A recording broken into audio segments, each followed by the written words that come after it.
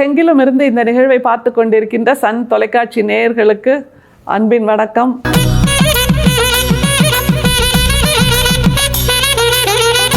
வள்ளல் பெருமான் 6ஆம் திருமுறையில் சொல்லுகின்ற ஒரு பாடல் நம்ம பல முறை பார்த்துருக்கோம். 1ஆம் திருமுறையிலேருந்து 5ஆம் திருமுறை வரைக்கும் அவருடைய பயணம் மிகவும் கடினமாக இருந்திருக்கிறது. ரோலர் கோஸ்டர் ரைடு அப்படின்னு சொல்லுவோம்ல, மேலே கீழே அந்த கிராஃப் அப் அண்ட் டவுன் போயிட்டு வந்துட்டே இருந்தது. ஒரு நிதானமான நேர்கோட்டு பயணத்தை அவர் அனுபவிக்கவில்லை. இந்த பக்கம் ஓடி அந்த பக்கம் ஓடி, இந்த திசையில் ஓடி அந்த திசையில் ஓடி, கொடுக்கப்பட்ட எல்லா அனுபவங்களையும் உள்வாங்கி, இது எனக்கு சரியாக வரல, இது எனக்கு பொருந்தி வரல, இது எனக்கு ஒத்து வரல, இது என் மனசுக்கு ஓப்பாக இல்லை அப்படின்னு எல்லாத்தையும் எலிமினேட் பண்ணி கடைசியில் வந்து நிற்கிற 6ஆம் திருமுறையில் உள்ள பாடல். இதில் ஒரு 8 விதமான நிலைகளை அவர் அடுக்குகிறார்.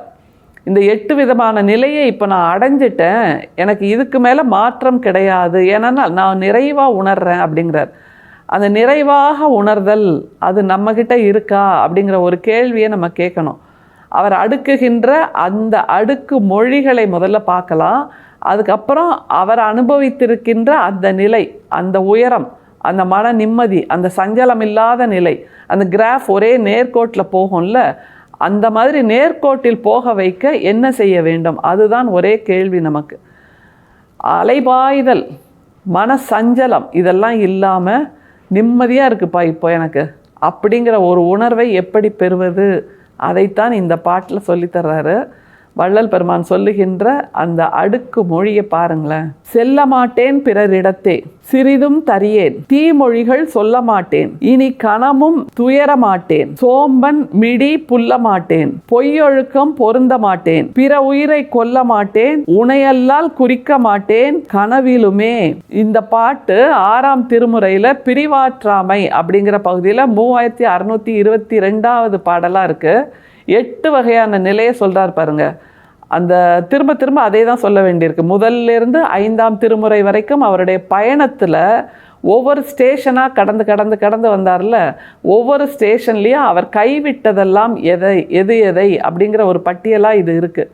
6ஆம் திருமுறையில் வரும்போது அந்த ட்ரெயின் அல்லது அந்த பயணம் தன்னோட டெஸ்டினேஷனை அடைஞ்சாச்சு. அதனால் இதுக்கு மேலே எனக்கு ஆசிலேஷன் இல்லை, அலைபாய்தல் இல்லை, உழல்தல் இல்லை, மனசு அலைபாய்கிறது இல்லை அப்படின்னு ஆணித்தரமாக சொல்கிறார். அப்படி அலைபாயாமல் இருக்கிறதுக்கு 8 விஷயங்களை அவர் பின்பற்றுகிறார். அதுதான் ரொம்ப முக்கியம். அந்த 8 விஷயங்கள் நாமளும் ஒரு பட்டியல் போட்டு வச்சுக்கலாம். இந்த மாதிரியெல்லாம் இருந்தால் நிச்சயமாக வள்ளல் பெருமான் காட்டிய அந்த பாதையில் நாமும் நடக்கிறோம் அப்படிங்கிற ஒரு உணர்தல், புரிதல் நமக்கு நிச்சயமாக வரும். பாருங்களேன் அவர் என்ன 8 விஷயங்களை சொல்கிறார் அப்படின்னு. இதையெல்லாம் விட்டாச்சுன்னா அப்படின்னு சொல்கிறார், ஆணித்தரமாக சொல்கிறார், உறுதியாக சொல்கிறார். அப்படின்னா மனசில் எந்த விதமான கலக்கமும் இல்லை, எந்த விதமான அலைபாய்தலும் இல்லை, அந்த ஊசலாட்டம் இல்லை. கடிகாரத்தோட பெண்டுலம் இந்த பக்கமாக அந்த பக்கமாக ஊசலாடிக்கிட்டே இருக்குல்ல, அந்த மாதிரியெல்லாம் இல்லாமல் நான் நிலை பெற்று விட்டேன்னு சொல்கிறார். எதையெல்லாம் விட்டுட்டார்னு சொல்கிறார் பாருங்க. செல்ல மாட்டேன் பிறரிடத்தே.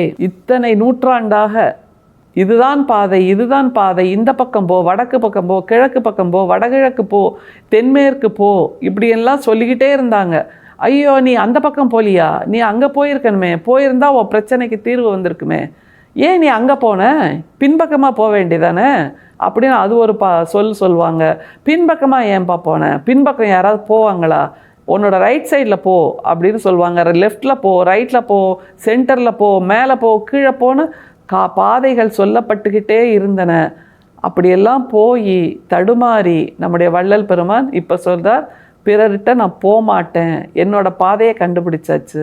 சரி, அப்புறம் சிறிதும் தரியேன், தீமொழிகள் சொல்ல மாட்டேன். இதுக்கு மேலே நான் வேற எதையுமே கேட்க மாட்டேன், தீமொழிகள் சொல்ல மாட்டேன். அது ரொம்ப முக்கியம். பாதை கண்டுபிடிச்சாச்சு, ஆனால் அதற்கு தன்னை எப்படி எக்யூப் பண்ணிக்கிறார் அது பாருங்க. தீமொழிகள் சொல்ல மாட்டேன், அதைத்தானே அந்த ஜீவகாருண்யத்தோட முதல் அடையாளமாக, முதல் தகுதியாக நமக்கு சொல்லி கொடுத்தார். முதல்ல வார்த்தைகள் எப்படி வரும், தீமொழிகள் சிந்திக்கிறோம் நாம், அந்த சிந்தனையிலிருந்து தான் வார்த்தைகள் வருது, மொழி வருதுன்னா சிந்தனையே இப்போது இனிமையாகி விட்டது. அதனால் தீமொழிகளுக்கு அங்கே இடமே இல்லை. நம்ம சிந்தனையவே கட்டுப்படுத்தி என்னோட கண்ட்ரோலில் கொண்டு வந்தாச்சு. அந்த குதிரையை என்னோட லகான என் கையில் பிடிச்சிட்டேன், அந்த கடிவாளத்தை என் கையில் வச்சுருக்கேன். அப்படிங்கும்போது சிந்தனைங்கிற கடிவாளத்தை என்கிட்ட இருக்கும்போது வார்த்தைகளும் அந்த கடிவாளத்துக்கு ஏற்ப இனிமையான வார்த்தைகளாகத்தான் வரும் அப்படின்னு கண்டுபிடிச்சிருக்கார். அதனால் முதல்ல எதை கண்டுபிடிக்கணும்? நோய் நாடி, நோய் முதல் நாடிங்கும் போது அந்த முதல் எதுவோ அதை சரி செய்து விட்டார் வள்ளல் பெருமான். சரி ஆச்சு. அடுத்தது, இனி கனவும் துயரமாட்டேன். அது ரொம்ப முக்கியம். இதுக்கு மேலே எனக்கு கவலைப்பட எதுவுமே இல்லை, என்னால் உணர முடியலையே அப்படிங்கிற வருத்தம் அவர்கிட்ட இல்லை. துயரமாட்டேன். இனிமேல் எனக்கு துயரம் என்கிற அந்த லக்கேஜ் கிடையாது. ஏன்னா நான் உணர்ந்தாச்சு எது உண்மையான இறை என்பதை உணர்ந்தாச்சு, எது உண்மையான வெளிச்சம் என்பதை உணர்ந்தாச்சு. இது நாள் வரைக்கும் மின்மினிகளைத்தான் வெளிச்சமாக நினச்சிட்டு இருந்தேன். இப்போதான் அந்த வெளியில் இருக்கின்ற சூரிய வெளிச்சத்தை நான் கண்டுகொண்டேன்னு சொல்கிறார். அதனால் இனிமே கவலை இல்லை, வருத்தம் இல்லை, துயரம் இல்லை. சரி, அப்புறம் சோம்பல் மிடி புல்ல மாட்டேன். அதுவும் ரொம்ப முக்கியம். சோம்பன் மிடி புல்ல மாட்டேன் அப்படின்னா சோம்பல் ஏன் வருது? ஐயோ என்னால் முடியலையே, என்னால் உணர முடியலையே, சரி போ, இதுக்கு மேலே நான் எங்கே தேடுறது அப்படின்னு ஒரு சோம்பேறித்தனம் வரும்ல, ஒரு வேதனை வரும்ல, அதுவும் இப்போ இல்லை. ஏன்னா நிறைவாக உணர்றேன் அப்படிங்கிறார். பொய்யொழுக்கம் பொருந்த மாட்டேன், பிற உயிரை கொல்ல மாட்டேன். பொய்யொழுக்கம் பொருந்த மாட்டேன் அப்படிங்கிறது ரொம்ப முக்கியம். ஏன்னா சொல்லப்பட்ட கதைகள், கட்டுக்கதைகள், கட்டுச்சோறுன்னு சொல்லுவோம்ல, ஆகமம் விதி, இப்படித்தான் வணங்கணும், இப்படித்தான் கும்பிடணும், இப்படித்தான் சுற்றி வரணும், இப்படித்தான்னு யாருங்க சொன்னது? மனிதர்கள் தானே சொன்னாங்க. அப்போ மனிதர்கள் சொல்வது மாறுதலுக்கு உட்பட்டது தானே. அது ஒன்றும் முற்ற முழுக்க இறை சொன்ன வார்த்தையா? இல்லை. மனிதர்கள் அவரவர் கற்பனைக்கேற்ப ஒவ்வொரு நூற்றாண்டிலும் புதிதாக கண்டுபிடித்து கொண்டே இருக்கிறார்கள். என்னும்போது அவர்கள் சொல்லுகின்ற அந்த பொய் ஒழுக்கத்தை நான் பின்பற்ற மாட்டேன், எனக்கான ஒழுங்கை நான் கண்டுபிடித்து விட்டேன் அப்படிங்கிறாரு. பிற உயிரை கொல்ல மாட்டேன், உனையல்லால் குறிக்க மாட்டேன் கனவிலுமே. இதுதான் ரொம்ப முக்கியம். பிற உயிரை கொல்ல மாட்டேன்னா வார்த்தைகளால் கொல்ல மாட்டேன், சிந்தனையால் கொல்ல மாட்டேன், பார்வையால் கொல்ல மாட்டேன், பிற உயிரையும் நான் கொல்ல மாட்டேன் அப்படிங்கிறது. கொல்லுதல்னா வெறுமே உயிரை போக்குதல் மட்டுமில்லை, பல விஷயங்களில் உயிரை போக்கலாம். வார்த்தையால் போக்கலாம், பார்வையால் போக்கலாம், அவர்களுக்கு துன்பம் விளைவிப்பதால் போக்கலாம். அப்படியெல்லாம் இல்லாமல் நான் உயிரை கொல்ல மாட்டேன். அடுத்தது எப்படி நிறைவு செய்கிறார் பாருங்க. உனையல்லால் குறிக்க மாட்டேன் கனவிலுமே. இதுதான் ரொம்ப முக்கியம். உன்னை தவிர வேற எதையுமே நான் பின்பற்ற மாட்டேன். சரி, தூங்கும்போது இப்படி இருக்கோமானா கனவிலும் அப்படித்தான் இருக்க போகிறேன் அப்படிங்கிறார். அப்போ எவ்வளோ ஒரு உறுதிப்பாட்டோடு கூடிய கொள்கையை அவர் கண்டுபிடித்திருக்கிறார்னு பாருங்கள். ஏன்னா கனவுங்கிறது நம்ம கண்ட்ரோலில் இல்லாதப்போ வருகின்ற ஒரு விஷயம், தூக்கத்தில் வருகின்ற விஷயம். தூக்கத்தில் இருக்கும்போது நாம் ஐம்புலன்களை நம் கண்ட்ரோலில் வச்சிருக்கிறது இல்லை, அது இயல்பாக உள்ளுணர்விலிருந்து வருகின்ற விஷயம் கனவுங்கிறது.